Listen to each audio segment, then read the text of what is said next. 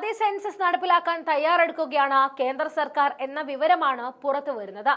വർഷങ്ങളായി കോൺഗ്രസ് ആവശ്യപ്പെട്ടുകൊണ്ടിരിക്കുന്ന കാര്യമാണ് ജാതി സെൻസസ്. എന്നാൽ ഇത് നടപ്പിലാക്കാൻ BJP മടിക്കുകയും അതിനെ ഭയക്കുകയും ചെയ്യുന്നുണ്ട്. ജാതിപരമായ സന്തുലനം രാജ്യത്തുണ്ടാകുമ്പോൾ അത് BJPക്ക് വലിയ തിരിച്ചടിയാകുമെന്ന കാര്യത്തിൽ സംശയമേ വേണ്ട. എന്നിട്ടും കേന്ദ്ര സർക്കാർ ജാതി സെൻസസ് നടപ്പിലാക്കാൻ തയ്യാറെടുക്കുന്നതിന് പിന്നിൽ ഒരു കാരണം മാത്രമാണുള്ളത്. അത് ഘടകകക്ഷികളുടെ സമ്മർദ്ദമാണ്. ബീഹാറിലെ JDUവും ആന്ധ്രാപ്രദേശിലെ TDPയും കഴുത്തിന് പിടിച്ചാണ് ജാതി സെൻസസ് എന്ന ആവശ്യം നടപ്പിലാക്കിയെടുക്കുന്നത്. ജാതി സെൻസസ് എന്നത് ഇന്ത്യ മുന്നണിയുടെ, പ്രത്യേകിച്ച് കോൺഗ്രസ് പാർട്ടിയുടെ സുപ്രധാന അജണ്ടയാണ്. ജാതി സെൻസസ് നടപ്പിലാക്കുകയാണ് ലക്ഷ്യമെന്ന് അടുത്തിടെ വിവിധ കേന്ദ്രങ്ങളിൽ നടത്തിയ പ്രസംഗങ്ങളിലും രാഹുൽ ഗാന്ധി വ്യക്തമാക്കിയതാണ്.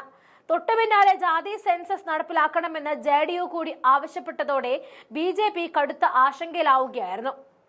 തത്വത്തിൽ പ്രതിപക്ഷ പാർട്ടികൾ കേന്ദ്ര സർക്കാരിനോട് ഉന്നയിച്ച പ്രധാന ആവശ്യത്തോട് സർക്കാരിലെ സുപ്രധാന പാർട്ടികൾ കൂടി കക്ഷി ചേർന്നതോടെ ഒടുവിൽ BJP വഴങ്ങുകയാണ്.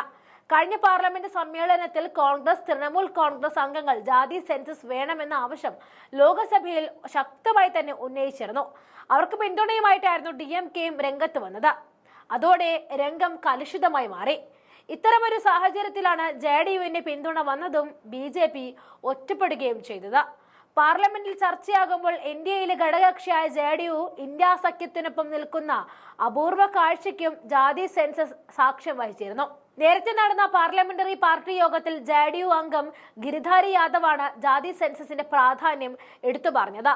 ബീഹാറിൽ മുഖ്യമന്ത്രി നിതീഷ് കുമാറാണ് ജാതി സെൻസസ് നടപ്പിലാക്കിയത്. അത് രാജ്യത്തുടനീളം സജീവ ചർച്ചയാവുകയും ചെയ്തതാണ്. നാളുകൾക്ക് ശേഷം JDU തന്നെ വിഷയം സജീവമാക്കിയതോടെ നടപ്പിലാകാതെ മറ്റു വഴികളൊന്നും ഇല്ല എന്ന് BJP തിരിച്ചറിയുകയും ചെയ്തു. ബീഹാറിൽ നിയമസഭാ തെരഞ്ഞെടുപ്പ് 2025 നടക്കുമ്പോൾ ജാതി സെൻസസ് സജീവമായി നിലനിർത്തേണ്ടത് JDUവിന്റെ ആവശ്യമാണ്. കാരണം ഇതേ ആവശ്യം ശക്തമായി മുന്നോട്ട് വെക്കുന്ന RJDയും കോൺഗ്രസുമാണ് മറുവശത്ത് നിൽക്കുന്നത്. തങ്ങളുടെ സഖ്യകക്ഷിയായ JDU കൂടി രംഗത്ത് വന്നതോടെ രാജ്യത്തുടനീളം സമഗ്രമായ ജാതി അധിഷ്ഠിത കണക്കെടുപ്പിന് കേന്ദ്ര സർക്കാർ തയ്യാറായില്ലെങ്കിൽ പിന്തുണ പിൻവലിക്കാൻ പോലും JDU മടിച്ചേക്കില്ല എന്ന വാർത്തകളും മാധ്യമങ്ങൾ നൽകിയതാണ്. 2014 അലയടിച്ച മോദി തരംഗത്തിനെയും 2015 ബീഹാർ തെരഞ്ഞെടുപ്പിൽ പിടിച്ചുകെട്ടാൻ നിതീഷ് കുമാറിന്റെയും ലാലു പ്രസാദ് യാദവിന്റെയും നേതൃത്വത്തിൽ രൂപീകരിച്ച സഖ്യത്തിന് സാധിച്ചിരുന്നു. അന്നും ജാതി സെൻസസ് എന്ന ആവശ്യമാണ് JDUവിനെ സഹായിച്ചത്.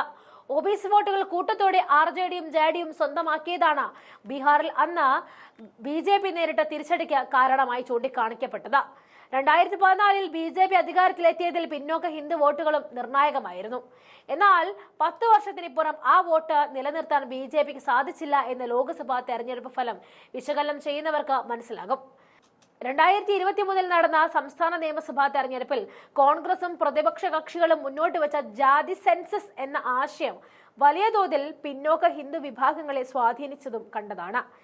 ഈ സാഹചര്യത്തിൽ ജാതി സെൻസസിനോട് മുഖം തിരിച്ചാൽ അത് ബീഹാർ നിയമസഭയിൽ തിരിച്ചടിയാകുമെന്ന് JDU ഭയന്ന് തുടങ്ങിയിട്ടുമുണ്ട്. ഇതോടെയാണ് ജാതി സെൻസസ് നടപ്പിലാക്കുവാൻ BJPക്ക് മേൽ JDUവിന്റെ സമ്മർദ്ദം ശക്തമാക്കിയത്.